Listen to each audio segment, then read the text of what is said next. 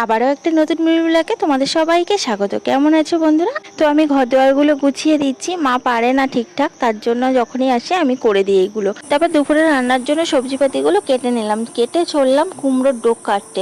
এত সুন্দর কচি কচি কুমড়োর ডোক হয়েছে না, ভীষণ লোভ লাগছিল। বাবা লাগিয়েছে গাছটা, মাকে বলে মা আজকে কুমড়ো শাক খাবো, চলো কেটে নিয়ে আসি। এসব তো আর খাওয়া হয় না, ওখানে অনেক দিন হয়ে গেল কুমড়ো শাকটা খাই না। কচি কচি কয়েকটা ডগ নিয়ে এসে ভালো করে কুমড়ো শাকটা কুচিয়ে দিলাম, মা রান্না করবে। আর মায়ের হাতের কুমড়ো শাক অসাধারণ টেস্ট। একটা কাকিমা এসে বললে চল কাঁঠাল খাবি, একটা থালা নিয়ে আমি তুলে দিই।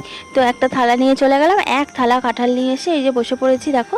তারপরে মা দেখে দেখে রান্না করছে, আর আমি কুমড়ো শাকটা আবার ধুয়ে টুয়ে দিলাম হাতের কাছে গুছিয়ে।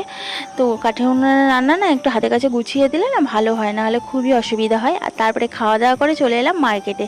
তো মায়ের জন্য শাড়ি কিনতে এসে, তো এখানে অনেক ধরনের শাড়ি বার করেছে, এর থেকেই একটা পছন্দ করে নিলাম। তারপরে আর একটু মার্কেট ঘুরলাম, আরও কটা জিনিস কেনাকাটি করলাম। ভিডিওটা ভালো লাগলে লাইক করো সবাই।